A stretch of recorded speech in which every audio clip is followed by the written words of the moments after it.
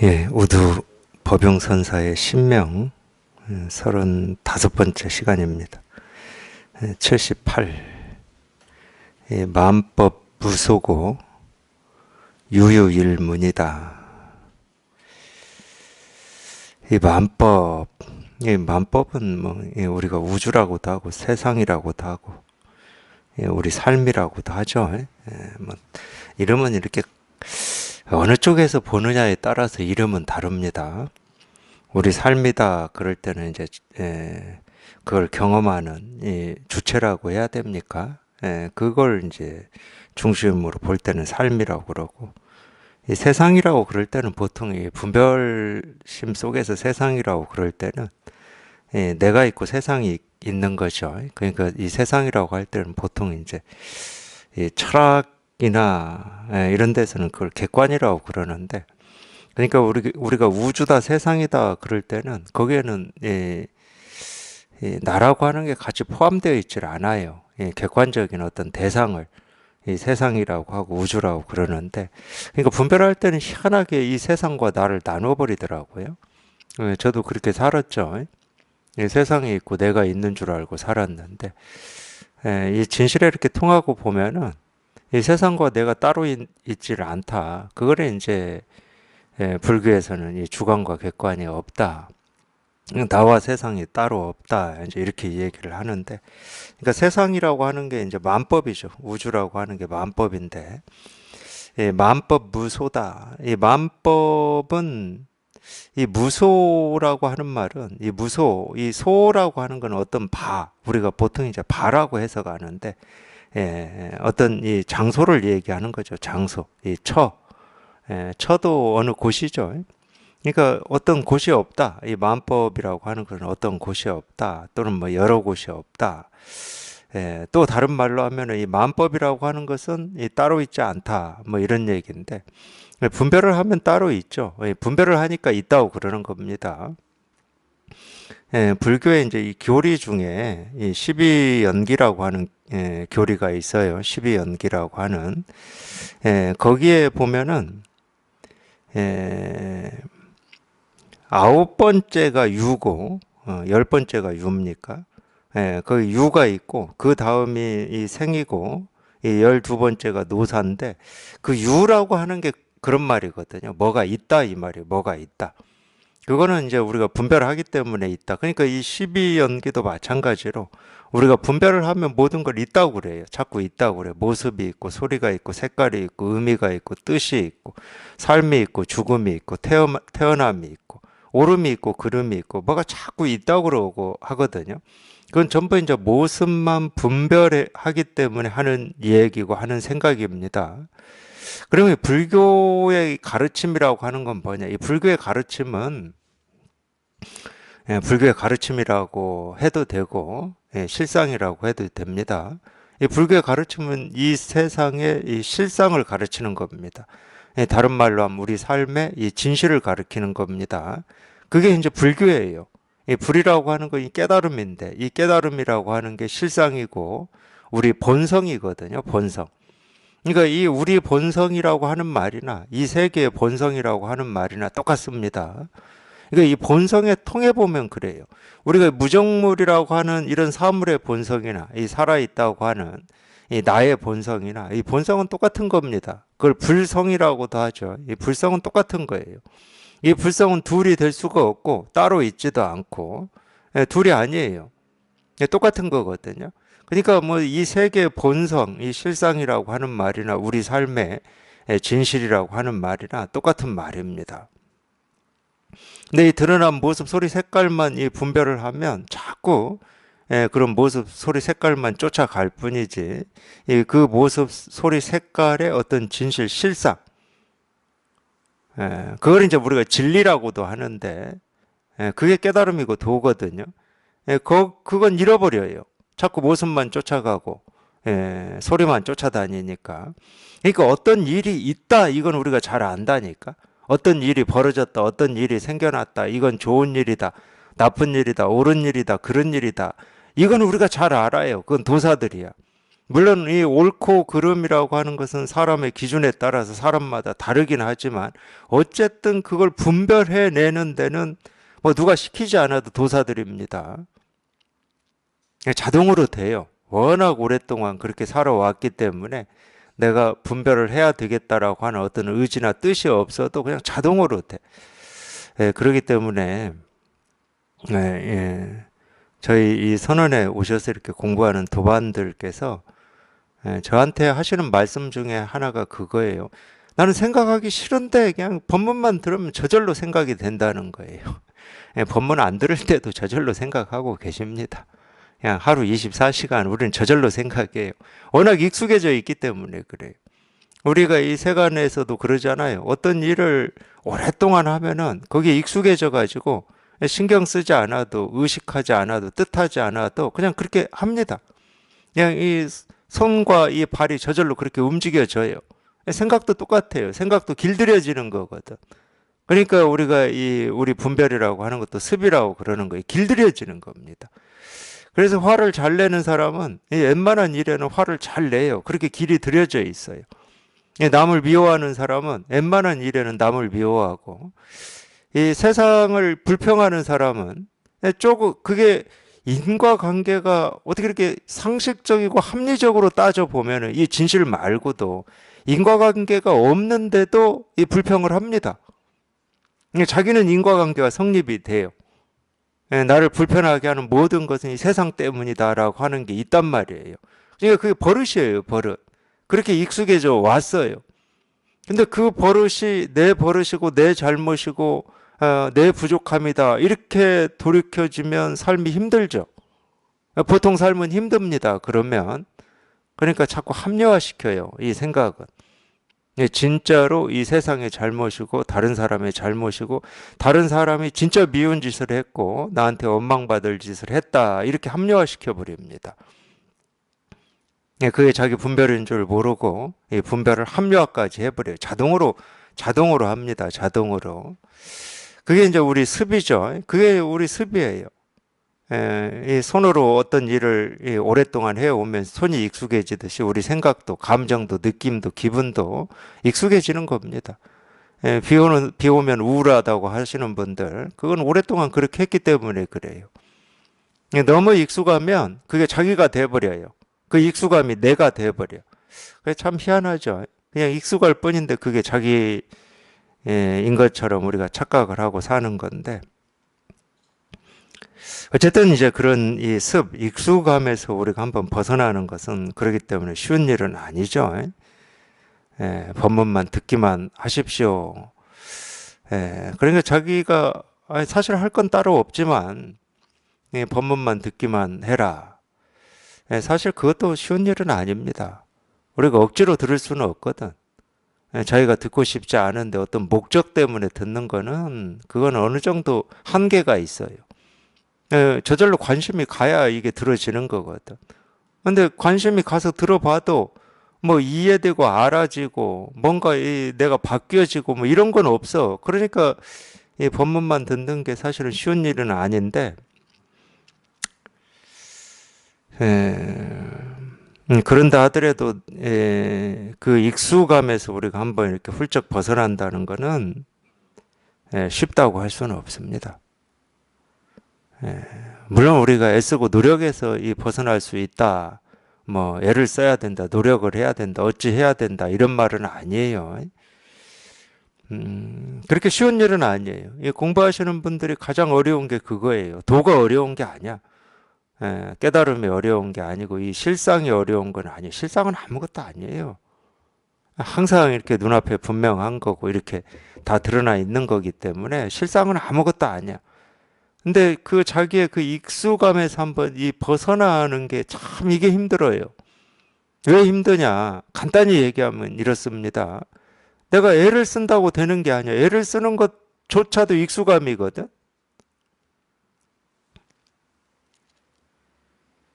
애를 안 쓴다. 애를 안 쓰는 것조차도 익숙함이야. 분별이라고.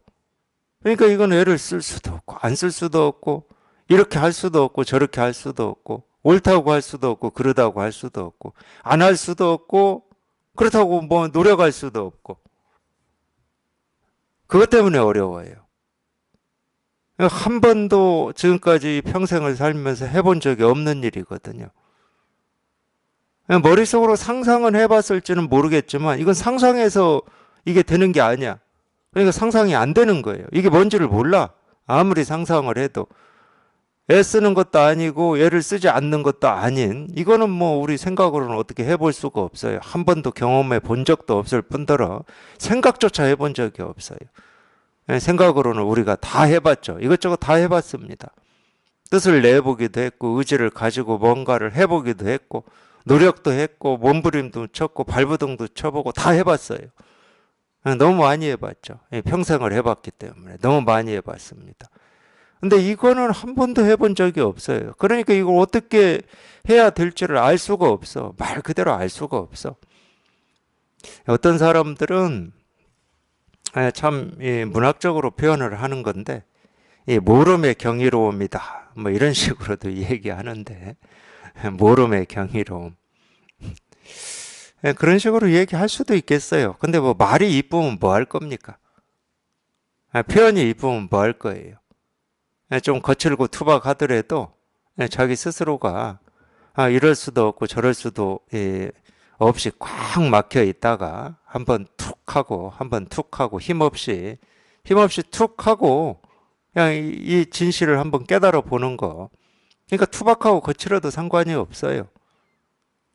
이쁘고 아름다워야 우리가 깨닫는 것도 아니니까. 그래서 분별할 때는 자꾸 뭐가 있다고 그래요. 또는 없다고 그러고 옳다고 그러고 그러다고 합니다. 분별할 때는 깨달음이라고 하고 어리석음이라고 하고 부처라고도 하고 중생이라고도 하는데 그건 전부 모습을 분별해서 하는 이야기입니다. 어떤 때는 경이로움이라고도 하고 어떤 때는 평범함이라고도 얘기하고 어떤 때는 신비하고 비밀스럽다고도 하고 어떤 때는 그냥 지루하다 뭐 아무것도 아니다 이렇게도 얘기하지만 이 모든 것은 내 생각이나 내 입에서 나오는 모든 말이나 생각은 전부 분별밖에 없어요. 모습을 분별하고 소리를 분별하고 세상을 분별하는 그거밖에 없어.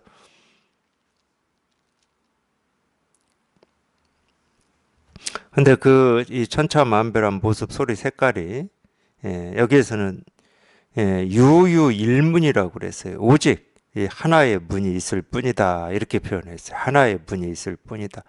그걸 우리가 이제 방편으로는 실상문이라고 그래요. 불이문, 깨달음의 문이라고 합니다. 그러니까 지금 당장 내가 보고 듣고 느끼고 경험하는 이 하나하나의 모습, 하나하나의 소리가 내가 깨닫는 문이고 이 실상에 통하는 문이라는 거죠. 그러니까 모습을 떠나서 따로 깨달을 수도 없고 소리를 떠나서 따로 깨달을 수도 없고 자기 생각을 떠나서 따로 깨달을 수도 없습니다. 그러니까 그 생각을 버리려고 하지도 마시고 취하려고 하지도 마십시오. 옳다고 하지도 마시고 그러다고 하지도 마십시오. 옳다 그러다 하는 것은 그 모습을 분별만 할 뿐이지 그 모습의 진실, 그 모습이 진짜로 이 소리 없이 말 없이 드러내고 가르치는 이 진실을 못 듣고 있고 못 보고 있는 겁니다. 그래서 이런 가르침을 뭐라고 그러냐면은 이 말 없는 가르침이라고 그래요. 말 없는 가르침. 불언지교라고 그러는데 불언지교. 왜 그러냐면 이거는 말이 없어요. 모습이 없고 소리가 없어. 그러니까 이 사물인 이 컵에 다 드러나 있습니다. 그러면 우리는 그런 말을 들으면 컵에 어디에 있는 거지? 또는 어떤 모습이지? 어떻게 드러나 있지? 뭘 얘기하는 거지? 이렇게 자꾸 거기에 뭔가 드러나 있는 모습이나 소리나 특징 같은 거를 알고자 합니다. 근데 말 없이 모습 없이 이렇게 드러나 있을 뿐이에요. 그러니까 이건 우리가 이 의식으로 머리로 생각으로 알 수 있는 게 아니야. 눈으로 볼 수 있는 것도 아니고 귀로 들을 수 있는 것도 아니거든요. 그냥 오로지 마음으로 통할 뿐이야. 마음으로 그냥 문득하고 통할 뿐이야.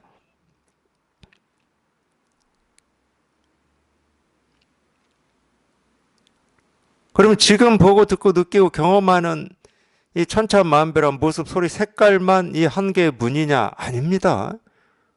내가 지금까지 경험해온 보고 듣고 느끼고 경험해 온 지나가 버린 이 모든 일, 모든 모습, 모든 소리, 모든 경험들도 실은 그냥 이 진실 하나를 드러내고 이 진실 하나를 계속 가리키고 있었는데 자기는 그 모습만 보고 온 거예요, 지금까지. 모습만 보고 산 거야. 그러니까 옳다, 그러다, 좋다, 싫다, 뭐 어제다, 오늘이다 이러면서 산 거예요. 그러니까 이 세상은 단 한순간도 끊어짐 없이 온갖 모습으로, 온갖 소리로, 온갖 우리 삶의 경험으로 단 한순간도 끊어짐 없이 잠잘 때나 깨어 있을 때나 단 한순간도 끊어짐 없이 그랬습니다. 그냥 이 진실을 늘 드러내고 보여줬어요. 가리켰다고 쉽게 얘기하면. 따뜻한 봄으로, 햇빛 쨍쨍한 여름으로, 찬바람 부는 가을로, 눈보라치는 겨울로, 또는 뭐 거기에 막 수도 없이 많은 것들이 있죠. 늘 가르치고 늘 보여줬는데 자기는 이 겉으로 드러난 거 있잖아요. 겉으로 드러난 거. 새무냐, 네모냐, 나뭇잎이냐, 뭐 풀잎이냐, 클로바도 뭐 네잎이냐, 새잎이냐, 개구리 소리냐, 새 소리냐, 버스 지나가는 소리냐, 이 겉으로 드러난 거. 이 겉으로 드러난 이걸 진실이고 사실이고 현실이라고 여기고 그것만 낼름낼름 먹고 지금까지 살아온 거예요.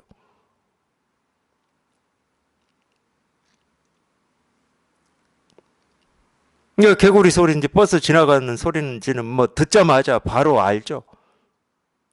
뭐 다 들을 필요도 없어요.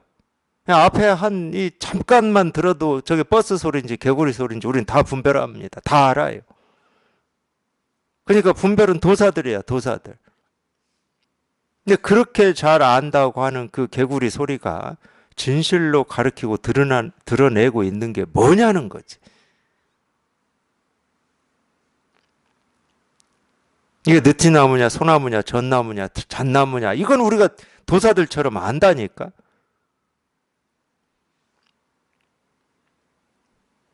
근데 그 나무 하나하나가 내가 이름을 알든 모르든 색깔을 알든 모르든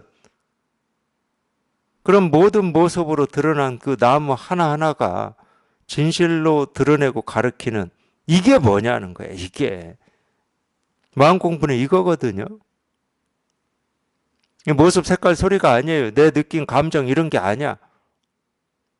생각에 대해서도 우리가 너무 잘 알죠. 느낌, 감정에 대해서 얼마나 잘 압니까? 그러니까 우울하다, 기쁘다, 슬프다, 화가 난다, 밉다, 원망스럽다, 뭐 이런 감정에 대해서 너무 잘 알아요. 그런 느낌에 대해서 우리는 도사들이야. 근데 이렇게 드러난, 말하자면 이 물 위에 떠서 부평초처럼 움직이는 그거에 대해서는 분별을 이 도사들처럼 잘하면서 그 하나하나가 생겨나고 사라지는 이 근본 바탕에 대해서는 그냥 눈 감고 가버린 거예요. 지금까지 그렇게 살아온 거예요.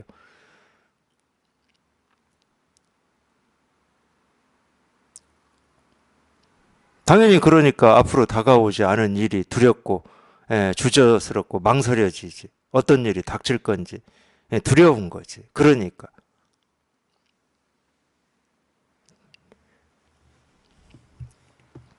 이 깨달음이라고 하는 거는 그걸 깨닫는 거예요. 이 세상에 드러나 있는 모습, 소리, 색깔. 그걸 우리 삶이라고 합니다. 삶. 우리가 삶에서 보고 듣고 느끼고 경험하는 모든 일. 그게 과거의 일이든 지금의 일이든 앞으로 오지 않아가지고 경험되지 않은 일이라고 할지라도 앞으로 경험할 삶의 어떤 모습까지도 그냥 다 통달해버리는 거라니까. 통달.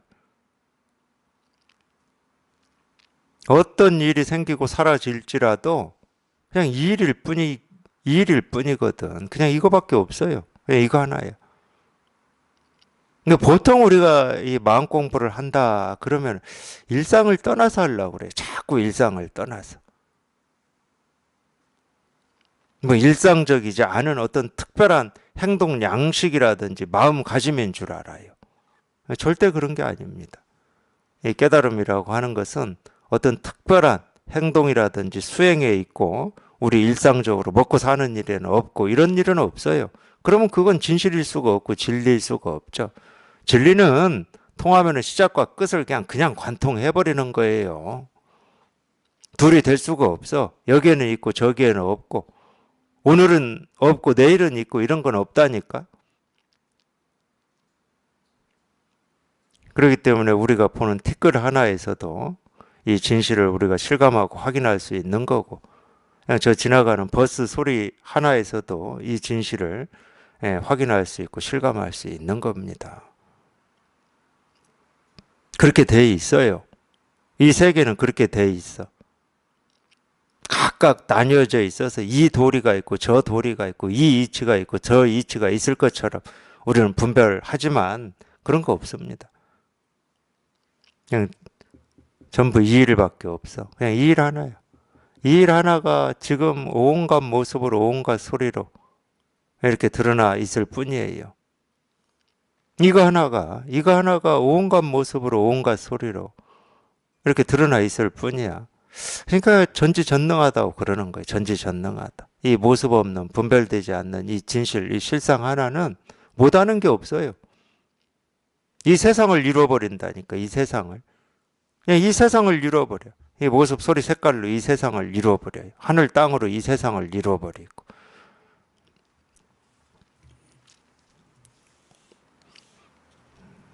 우리가 분별할 때는 뭐가 자꾸 있다고 그래요. 뭐가 있다. 뭐 삶이 있고 죽음이 있다. 이 삶에서도 뭐 옳은 게 있고 그런 게 있다. 자꾸 뭐가 있다고 그래. 근데 그 모든 게 오직 이 한 개의 문일 뿐이다. 그냥 이 문일 뿐이다. 이 진실에 통하는 문일 뿐이다. 이걸 실상문이라고 그럽니다. 실상문. 대승기실론에서는 이제 실상문, 진현문과 생멸문이라는 방편으로 이 얘기를 하는데 생멸문이 따로 있고 이 진현문이 따로 있어서 그런 얘기를 하는 게 아니고 제가 아까 말씀드렸듯이 다 진현문인데 이 실상문인데 그냥 이 드러난 모습만 안다고 하고 지나가 버리면 그게 이제 생멸문이에요. 생멸문. 지나간 모습만 안다 그러면 세상이 있는 거고 세상이 있으면 우리 생겨남이 있고 늙고 병들고 죽음이 있게 되죠. 뭐가 있다 그러면 그렇게 됩니다. 근데 모든 모습이 그냥 이 하나일 뿐임이 이렇게 분명해져 버리면 우리가 깨닫는다는 것은 그걸 깨닫는 거예요. 우리가 보고 듣고 느끼고 경험하는 모든 게 그냥 오로지 그냥 이 일 뿐이구나. 이거밖에 없구나. 그래 이거 하나 이렇게 분명히 하는 걸 우리가 깨닫는다고 하는 겁니다. 다른 일이 없구나. 다른 일이 없어. 그냥 이거밖에 없어. 그냥 이 일밖에 없.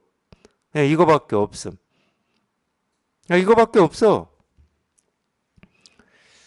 그러기 때문에 이런 얘기를 하는 겁니다. 삼라만상에는 삼라만상은 뭐 이것저것이 있는 게 아니다. 오직 이 한 개의 문이 있을 뿐이다.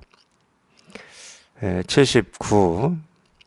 불입 불출 비정 비환이다.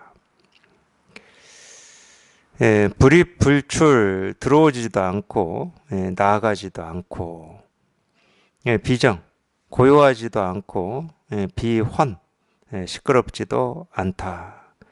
들어가지도 않고 나아가지도 않는다. 우리가 가고 오고 하는 것은 이 모습이 가고 오고 하는 거잖아요. 모습은 가고 오고가 있습니다. 그러니까 우리가 간다 온다 하는 것은 다 모습을 분별해서 하는 얘기예요. 고요하다 시끄럽다라고 하는 건 소리잖아요. 소리. 소리가 막 이렇게 있으면 시끄럽다고 그러고 소리가 없으면 고요하다고 그러는 겁니다. 그러니까 그건 다 분별이야. 모습과 소리를 쫓아다니는 거죠. 근데 온갖 사물이 가고 오고 생겨나고 사라져도 변하지 않는 이 진실 하나가 있거든요. 그 생기고 사라지는 사물을 떠나서 있다는 말이 아니고 이 모습은 생기고 사라지고 오고 가는데 모습은 끊임없이 그렇지. 소리도 끊임없이 그렇지. 우리 생각도 끊임없이 그렇지. 이 생각이라고 하는 것도 끊임없이 생기고 사라지는 거거든. 인연 따라서 생기고 사라지고 생기고 사라지고. 이 분별되는 세상에 그 어떤 것도 이렇게 생기고 사라지는 겁니다. 그러니까 이 생겼다 사라졌다, 뭐 살았다 죽었다 하는 것은 다 모습을 분별하는 거예요. 그게 생멸의 세계예요. 인과의 세계고. 그러니까 모습만 분별하고 소리만 분별하면은 그건 당연한 거지. 생겼다 사라졌다, 시끄럽다 고요하다, 있다 없다, 그게 당연해요. 근데 그건 다 이 분별만 하기 때문에 그러는 거고, 아무리 온갖 것이 생기고 사라지고 뭐 있고 없고 하더라도 변하지 않는 이 진실 하나가 있거든. 이건 생기는 것도 아니고 사라지는 것도 아니고 시작이 있는 것도 아니고 끝이 있는 것도 아니고, 모습은 오고 가는데 이건 오고 가질 않아요. 옛날 선사들이 이 법을 물으려고 스님들이 이렇게 찾아오면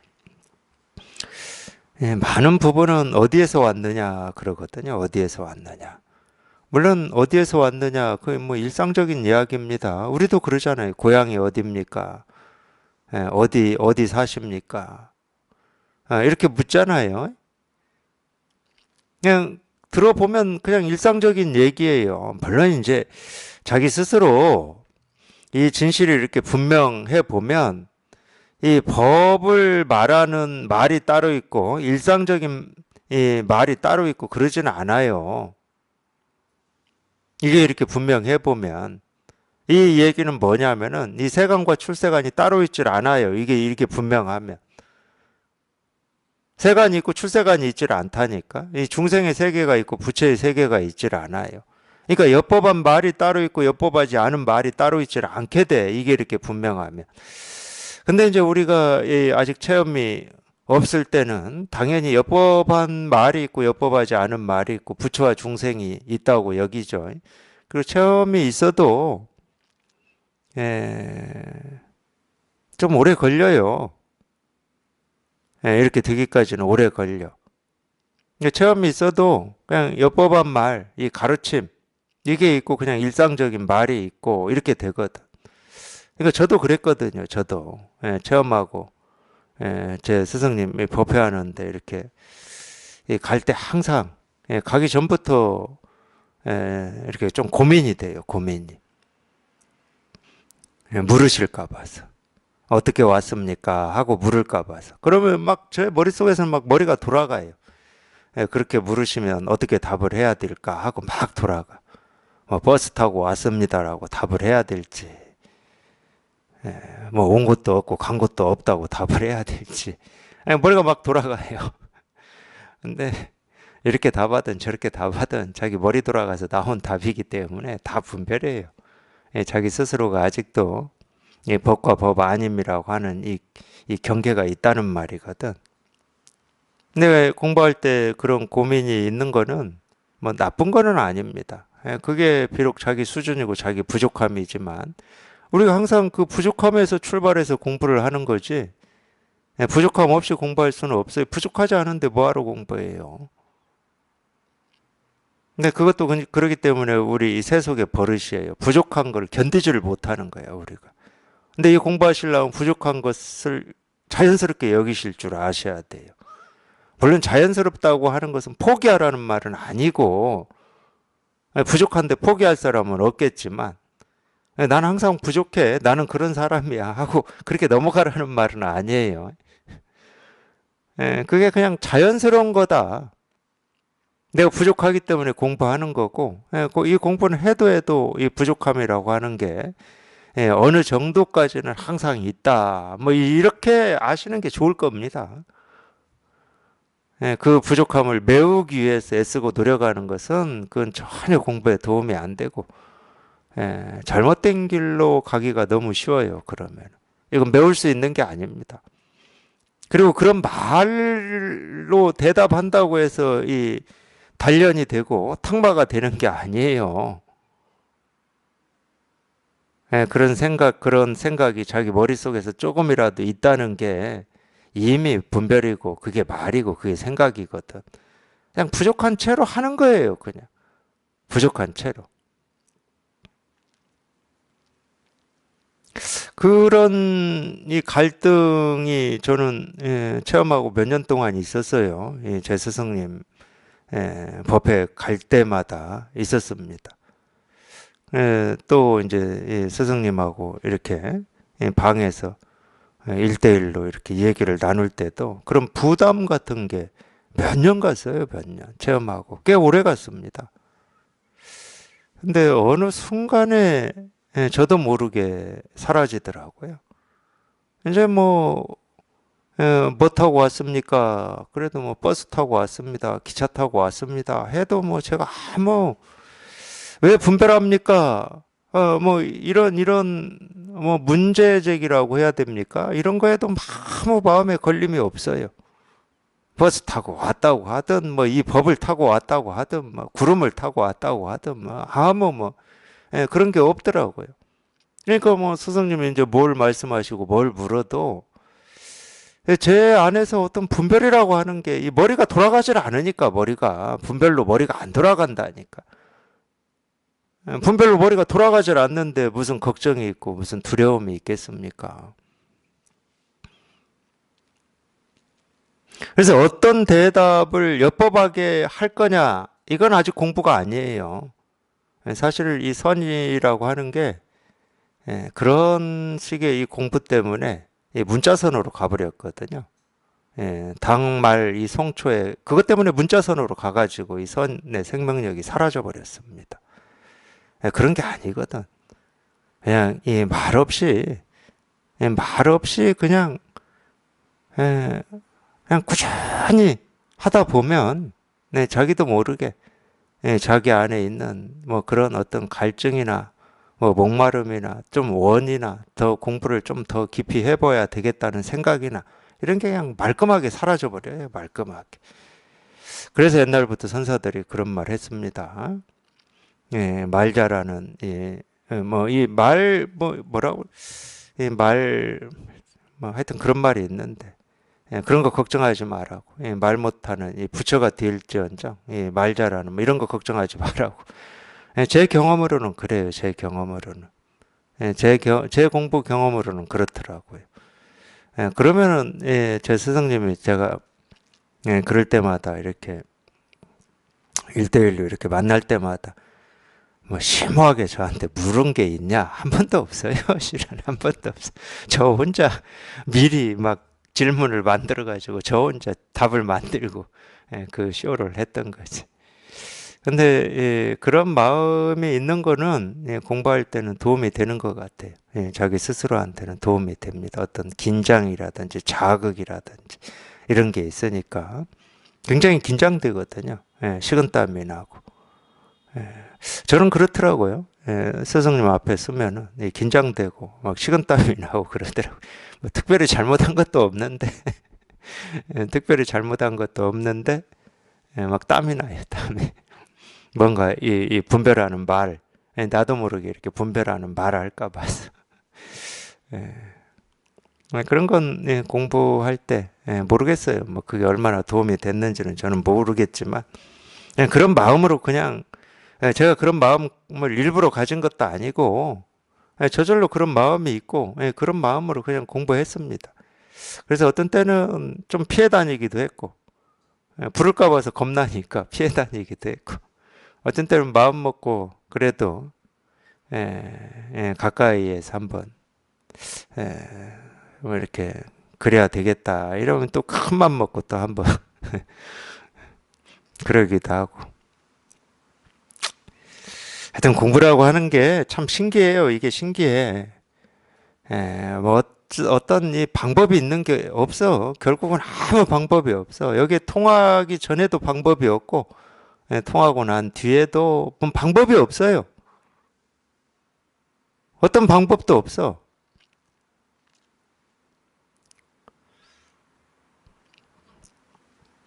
근데 이게 분명한 건 뭐냐면은 당연히 모습은 오고 감이 있어요. 모습은.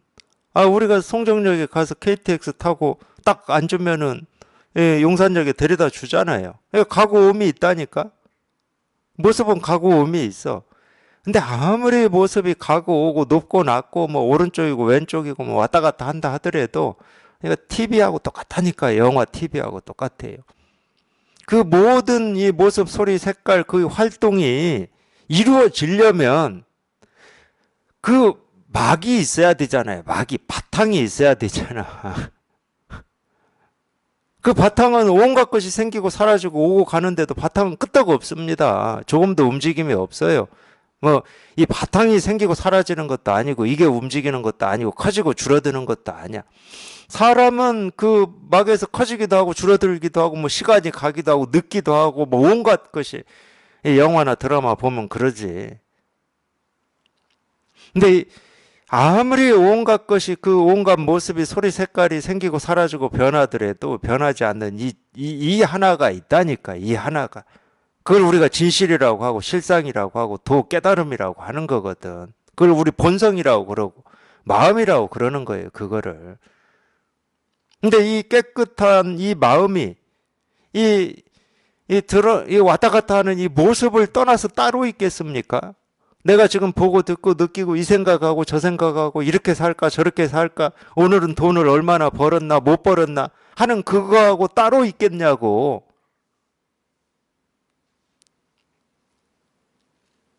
영화관에 그 뒤에 그걸 뭐라고 스크린하고 그 영화 속에서 사람들이 막 생기고 사라지고 막 움직이고 말하고 어쩌고 하는 그 모습이 따로 있을 수 있겠냐고. 그럴 수는 없잖아요. 근데 희한하게도 사람들은 특히나 무슨 마음 공부를 좀 하고 불교 공부를 해야 되겠다 하는 사람들은 자기가 그냥 일상의 삶은 일상의 삶이고 그건 뭐 수행도 아니야. 그건 뭐 수행도 아니야. 그냥 어쩔 수 없이 사는 거야. 태어났으니까 사는 거고 처자식이 있으니까 사는 거고 그건 수행도 아니다니까. 그러니까 뭔가 이 깨달음을 위해서는 뭔가를 따로 무슨 수행을 해야 되고 따로 어떤 삶이 있어야 된다고 착각한다니까. 사실은 그 착각 때문에 못 깨닫는 거예요.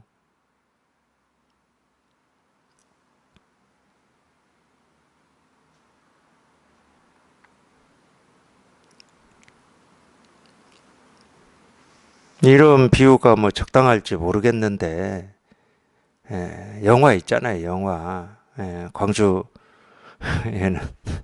어디가 영화관인지 제가 몰라가지고. 그러니까 어떤 영화관이 있어.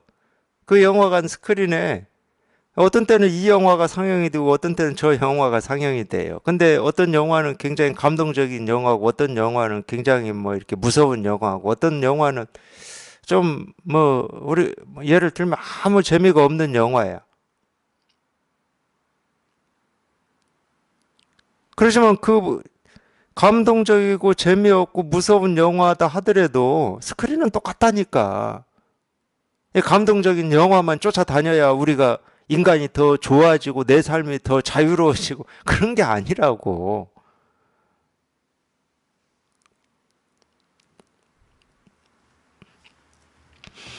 지금 당장 우리가 보고 듣고 느끼고 경험하는 이 모습, 소리, 색깔, 그걸 우리가 삶이라고 그러는데 이 삶을 떠나서 따로 깨달음, 부처, 실상 이런 거 없어요.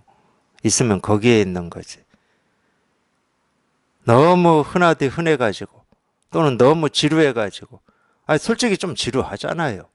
뭐 20년, 30년을 평생 눈 뜨면 출근하고 해지면 퇴근한다. 이게 지루하지. 좀 버리고 싶지. 그러니까 아무리 버리고 싶고 지루하고 내가 평생을 해온 일이다 하더라도 도가 있다 그러면 거기에 있어요. 깨달음이 있다 그러면 거기에 있어. 물론 내가 깨닫기 위해서 뭔가를 해봐야지 하는 이 마음에는 없냐? 그 마음에도 있지. 그 영화도 내나 이 스크린에서 상영되는 영화니까. 이 영화도 이 스크린에서 상영이 되지만 따로 마음 먹고 뭔가 이 경건하고 신비하고 뭐 비밀스러운 어떤 일이다 하는 이것도 이 스크린에서 상영되는 영화거든.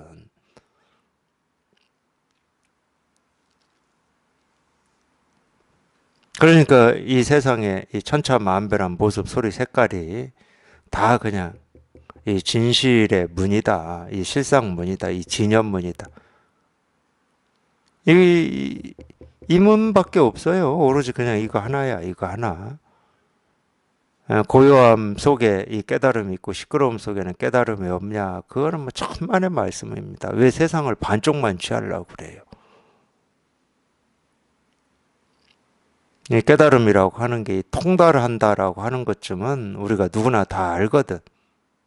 이 세상을 통째로 통달한다. 근데 반쪽을 취해서 어떻게 통달합니까? 통달하려면은 그냥 온전히 통해야 통달하는 거지. 시끄러움을 버리고 고요한 것만 취하면 어떻게 온 세상을 다 통달한 거예요? 세상을 다 뭐 시끄러운 소리를 다 없애버릴 겁니까?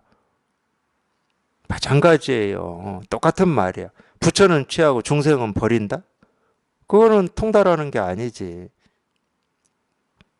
깨달음은 얻고 이 어리석음은 버린다? 그건 통달하는 게 아닙니다. 통달이라는 말은 그런 말이 아니야. 그렇게 나뉨이 없다는 말이에요. 그러니까 내가 좋아하고 내가 옳다고 여기는 것은 취하고 내가 싫어하고 그러다고 여기는 것은 외면하고 무시한다. 그건 말 그대로 세속의 삶이지. 지금까지 살아왔던 분별의 삶이고 그건 누구나 하고 있는 삶이고. 그래서 통찰이라는 말도 쓰잖아요. 통찰이다. 통달한다. 이런 말도 쓰고. 온전하다. 이런 말도 쓰는데 이 온전한 거는 내가 좋아하고 내가 옳다고 여기는 것만 모아져 있는 걸 온전하다고 하는 게 아닙니다. 이거는 뭐 이제 예를 들면 이런 거예요.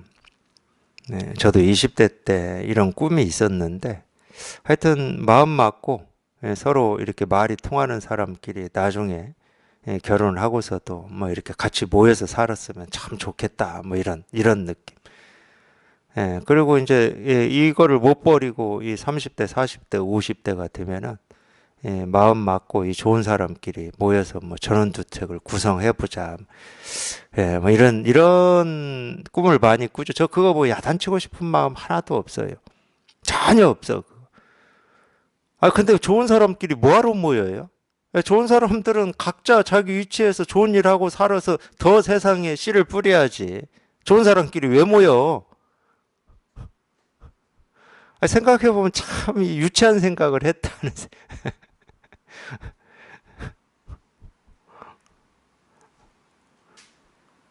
진짜 좋은 사람들은 세상 곳곳에 퍼져 있어야 되잖아. 그래서 씨를 뿌려야지, 씨를.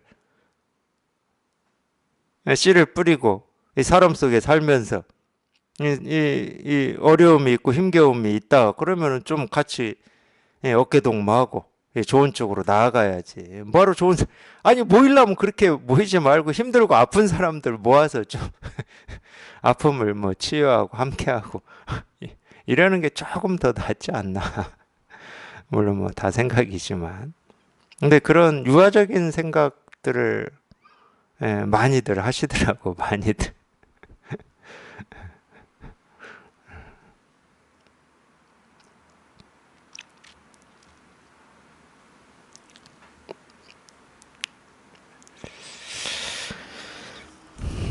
그런 게 다 분별이기 때문에 제가 한 얘기입니다. 고요함을 좋아하고 시끄러움을 싫어하는 사람들은 자꾸 이 고요한 그런 속에 있어야 뭐가 이렇게 이 도에 가까워지는 것 같고 뭔가를 한 것 같은 그런 착각들을 하니까 전혀 그런 게 아닙니다. 전혀 그런 게 아니에요. 계속 말씀드리지만 보고 듣고 느끼고 경험하는 그대로 그냥 이 진실이 이렇게 확인이 되고 실감이 돼야 되는 거예요. 반야심경에서도 나오잖아요. 오온이 개공, 조견 오온 개공, 도일체 고액이다 이렇게 나오잖아요. 오온이라고 하는 것은 다른 거 없어요. 색수상 행식인데 그냥 쉽게 그 하나하나 뜻을 얘기하지 그냥 할 필요 없이 얘기하자 그러면은 그냥 보고 듣고 느끼고 경험하는 겁니다. 오온이라고 하는 거는. 그냥 보고 듣고 느끼고 경험하는 그대로가 공이라는 거예요. 이걸 어찌해서 공이 되는 것도 아니고 그대로가 공이라는 거예요. 쉽게 얘기하면 깨달음은 지금 이 이 죽비라고 하는 이 무정물에 다 드러나 있다 이 말이에요. 이 살아있는 이 사람의 이 말 행동에도 다 드러나 있지만 이 무정물에도 다 드러나 있다. 그러니까 지금 이 눈에 보이고 귀에 들리고 경험되고 느껴지고 생각되고 어떤 기분 느낌 이런 거를 손대고 바꾸고 어찌하고 더 좋게 하고 낫게 하고 옳게 하는 이런 게 공부가 아니라니까. 시끄러운 걸 고요하게 하고 이런 게 공부가 아니에요. 그냥 있는 그대로 있는 그대로. 지금 온 우주 온 세상에 티끌 하나에서부터 우리가 보고 있는 모든 모습이 있는 그대로 그냥 이 진실을 드러내고 있는 거니까 조금도 부족함 없이 그런 얘기예요. 그런 얘기. 그냥 깨달으려면 여기서 깨달으라는 거예요. 이렇게 드러나 있으니까 이렇게 드러나 있으니까 이렇게 드러나 있으니까 여기서 깨달으라는 거예요. 그냥 이거야. 그냥 이 일이야. 이 일. 그냥 이거예요. 그냥 이거고. 그냥 이거야. 정말 온다, 간다, 고요하다, 시끄럽다, 부처다, 중생이다, 깨달음이다, 어리석음이다. 그런 쓸데없는 생각하지 말라는 거예요. 그거는 깨달은 사람이 중생의 병을 치료하기 위해서 쓰는 말들이지 못 깨달은 사람이 그런 생각할 필요가 없어요. 못 깨달은 사람은 뭐 부처다, 중생이다, 깨달음이다, 어리석음이다 말하면 뭐해. 깨달음이 어떤 건지 실감도 안 되고 공감도 안 되고 아는 것도 아니고 이해되는 것도 아닐 텐데. 깨달은 사람이 중생의 병을 치료하려고 부처와 중생을 얘기하는 거고 깨달음과 어리석음을 얘기하는 거고 세간과 출세간을 얘기하는 거고 색과 공을 얘기하는 거예요. 근데 이제 어쨌든 이 마음속에 이런 갈증이나 이 호기심이나 목마름이 있으면은 자꾸 알고 싶잖아요. 저도 그랬습니다. 그러니까 뭐 이 색즉 시공이다 이러면은 많이 들었잖아요. 색즉 시공이라는 말은 아마 10대 때부터 들었던 것 같아요.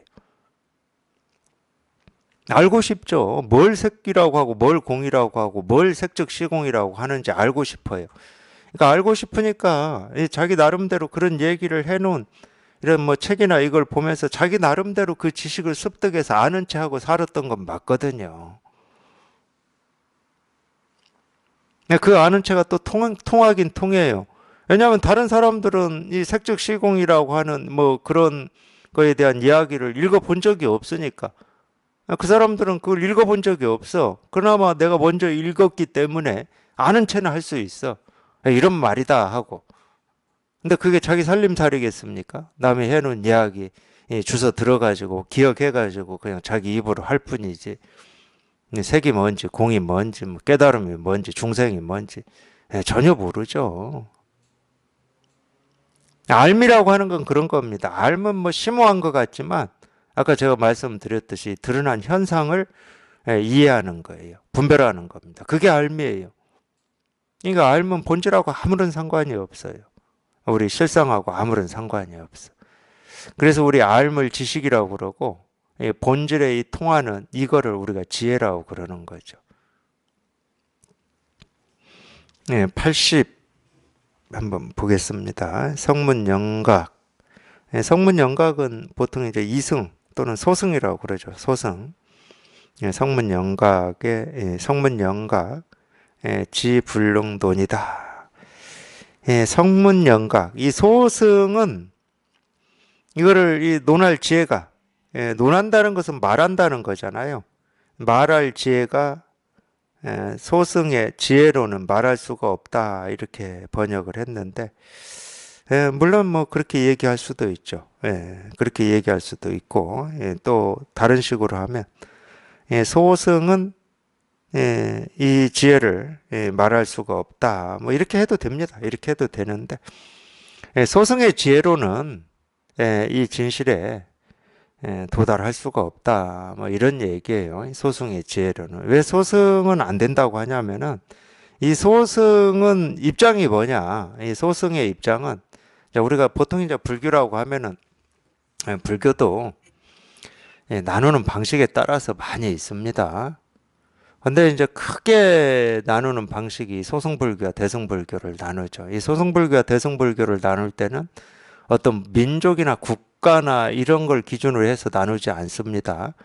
근데 이제 우리가 민족이나 국가를 구분을 해서 나눌 때도 있어요. 예를 들면 티베트 불교다고 그러고 이 동아시아 불교다고 그러고 남방 불교라고 할 때는 이 지역을 구분을 해서 나눕니다.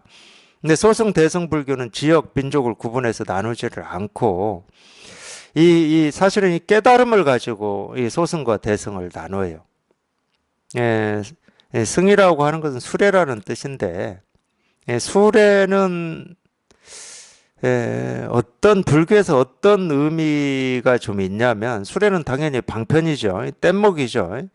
그러니까 쉽게 얘기하면 이 뗏목이 있는데 이 중생의 세계에서 이 부처의 세계, 이 깨달음의 세계로 건너는 이 뗏목, 이 수단, 이 교통 수단이 있는데 어떤 뗏목은 한 사람밖에 못 타는 뗏목이고 그것도 그 뗏목도 한 사람밖에 못 타는데 열심히 저어야 돼.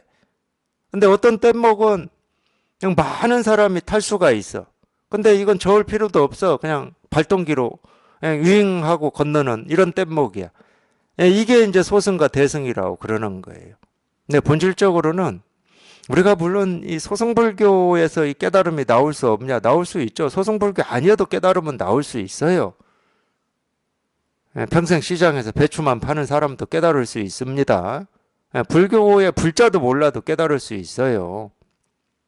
근데 왜 이런 얘기를 해놨냐면 사실은 방편이에요, 방편. 이 방편이 예를 들면 이 깨달음이라고 하는 게 있고 이 깨달음으로 가기 위해서는 뭔가를 갈고 닦고 어떤 이 단계와 과정이 있다, 인과가 있다 이러면 우리가 소승이라고 그러는 거예요. 근데 대승은 이 과정 단계가 없다는 거예요. 왜? 누구나 다 부처이기 때문에. 근데 누구나 부처인데 이 부처임을 확인하지 못했기 때문에 이 확인을 해야 되는데 이 확인을 시키는 어떤 이 방편이 이 대승불교와 소승불교의 차이점입니다. 물론 학교에서는 이렇게 안 가르쳐요. 학교에서는 소승불교는 이 자기가 수행해서 자기 깨달음만 중요시 여기는 걸 소승불교라고 그러고 대승불교는 이 중생을 널리 구제하는 걸 대승불교다 이렇게 말하는데 저도 그렇게 배웠습니다. 국민윤리 시간에 그렇게 배워가지고 그 생각, 그 관념이 어릴 때 배웠으니까 이 소승 대승에 대해서 아무것도 모를 때 처음으로 배운 거니까 제 뇌리에 이렇게 딱 박혀 있었죠. 근데 알고 보면 그 말도 틀린 말은 아닌데 왜 그러면 이게 문제가 되냐면 이 말을 우리 스스로가 분별로 받아들이기 때문에 문제가 됩니다. 우리가 이런 말이에요. 쉽게 얘기하겠습니다.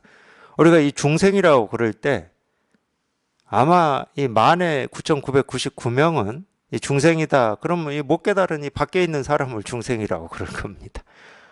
이 분별 때문에, 이 상 때문에 소승, 대승을 그렇게 우리는 인식하고 있는 거예요. 그러니까 대승은 이 중생을 구제한다. 그러니까 이 마지막 중생을 구제할 때까지도 성불하지 않겠다. 이게 이제 대승불교라고 보통 얘기하는데. 밖에 있는 중생이 있다 그러면 마지막 중생 구제 끝까지 못하고 죽겠죠. 그러면 대승불교는 없어요. 그런 말이 아닙니다. 그때 중생이라고 하는 것은 자기 중생이에요. 자기 중생. 자기 분별 망상이라는 거예요. 그러니까 자기 중생이 구제되는 게 해탈이고 열반이거든요. 자기 분별에서 벗어나는 거. 그렇게 자기 스스로 볼 눈이 있으면 대승을 그렇게 설명한다 해도 문제는 안 돼요.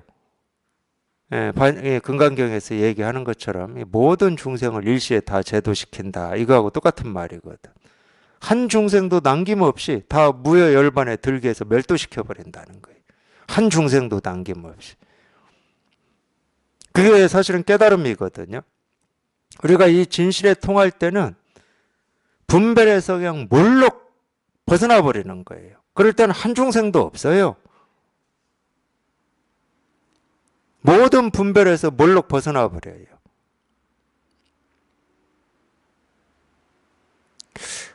그래서 아마 그런 얘기를 해놨을 텐데 그 이야기를 분별하는 입장에서 들으니까 그래서 대승은 많은 사람들한테 이익을 주고 많은 사람들을 깨달음의 길로 이끄는 게 대승이고, 소승은 저 혼자 산속에 가서 수행하는 게 소승이고, 이렇게 자기식대로 이해를 한 것 같아요. 물론 그 말도 좀 오해의 여지가 너무 많은 말이긴 해요. 물론 이제 국민윤리 시간에 저를 가르쳤던 선생님께서도 이런 식으로 가르치지는 않았고, 당연히 모든 사람들이 생각하는 것처럼 소승불교는 이런 거고 대승불교는 이런 거다 이렇게 가르치셨죠. 그 선생님도 그렇게 배우셨겠지. 근데 제가 이제 불교를 공부해 보니까 그런 말이 아니더라. 중생이다 그러면 자심중생이 자심중생. 중생은 밖에 있지를 않아. 밖에 중생이 있다고 하는 그게 중생이야, 실은. 그러니까 이 자심중생을, 그러니까 모든 중생이지, 모든 중생을. 이 마지막 중생까지 제도를 해야 우리가 이 성불을 하는 거지. 한 중생이라도 남아있으면 성불이 안 되는 거거든. 이게 너무 당연한 말이었어, 그 말이. 어떤 뭐 거창한 얘기인 줄 알았는데, 엄청난 자비심인 줄 알았는데, 쉽게 얘기하면 그건 전부 우리 생각이고 분별이었을 뿐이고, 자기가 직접 해보면 정말로 이 마지막 중생이 제도가 돼야 돼. 한 중생도 남으면 안 돼. 그리고 그 말씀 다음에 세존이 금강경에서 말씀하시죠. 모든 중생을 일시에 다 무여열반에 들게 해서 멸도시킨다. 그 뒤에 말이에요. 왜 그러냐? 보살은 아상, 인상, 중생상, 수자상이 없기 때문이다. 이렇게 분명히 얘기합니다. 아상, 인상, 중생상, 수자상이 뭐냐? 중생이라는 말, 중생. 나라는 생각, 사람이라는 생각, 중생이라는 생각, 목숨이라는 생각. 그러니까 모든 분별이 그냥 일시에 다 사라져버렸다는 거예요. 그게 중생 제도입니다. 그게 대승이에요. 뗏목을 타고 이미 차 안에서 피 안으로 걷는 겁니다. 그러니까 우리 분별심에서 한번 벗어나는 게 깨달음이고, 그게 도피아니에요. 그게 도피아니야. 반야바라밀. 분별에서 벗어나는 거. 근데 이 소승불교는 깨달음이라는 게 있어요. 혹시 뭐 이 남방불교나 이 남방에 사는 이 수행센터나 이런 데 다녀오신 분 계신지는 모르겠지만, 거기는 깨달음이라는 게 있습니다. 그래서 이 깨달음에 도달하기 위해서는 이렇게 해야 된다, 저렇게 해야 된다가 있어요. 방법이 있어요, 방법이. 어떤 수행 방법이 있고 수행 단계가 있어요. 그래서 소승이라고 그러는 거예요. 깨달음이라고 하는 게 있다고 얘기를 합니다. 근데 대승불교는 그렇지가 않아요. 탐진치 삼독이 해탈 열반이다고 그래요. 우리 분별 그대로가 해탈이고 볼이고 열반이다 이렇게 얘기합니다. 이 깨달음이 따로 있질 않아요. 그러니까 중생이 따로 있고 부처가 따로 있지 않아. 그러니까 거기는 그런 면이 그래서 있는 거예요. 어떤 깨달은 성자라든지 뭐 이런 사람들을 막 우러러보고 막 이런 게 있는 거예요.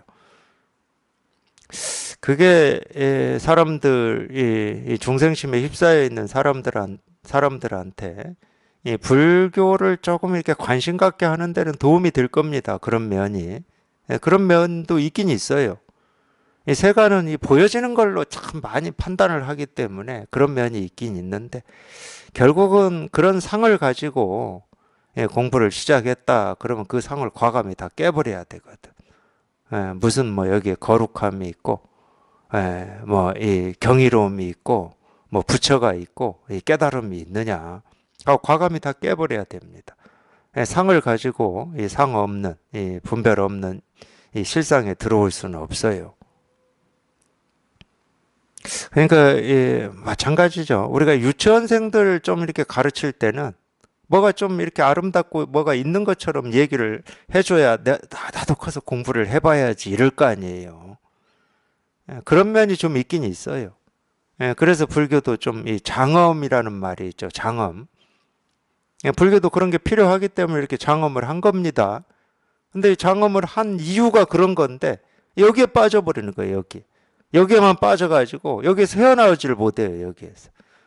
부처님은 거룩하신 분. 부처님, 부처님이라고 하는 건 부처님이라는 이름이 부처님이지.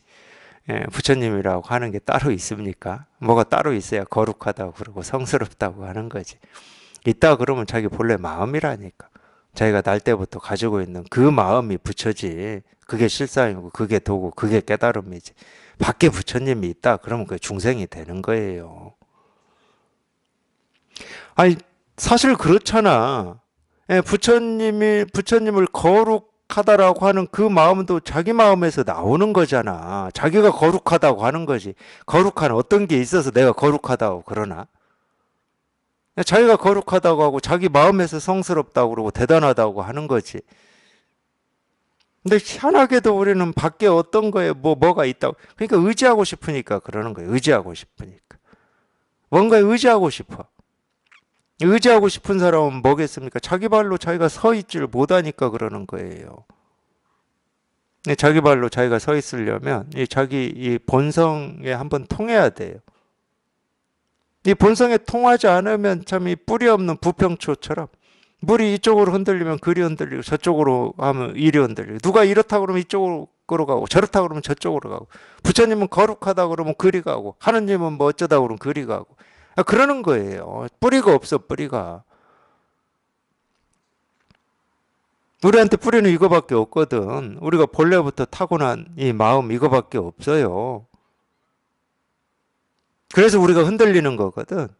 이 세상을 살면서 수도 없이 흔들렸잖아요. 옳고 그름, 미움, 뭐 좋음, 뭐 이런 걸로 수도 없이 흔들렸잖아. 뿌리가 없어서 그래요. 있는데 이 뿌리가 있는 줄을 몰라.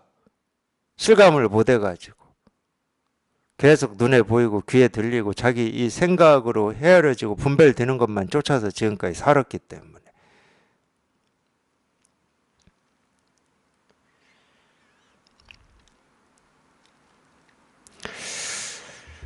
그렇기 때문에 한번 이렇게 이 실상에 자기 뿌리에 한번 통해봐야 돼요. 자기 뿌리에.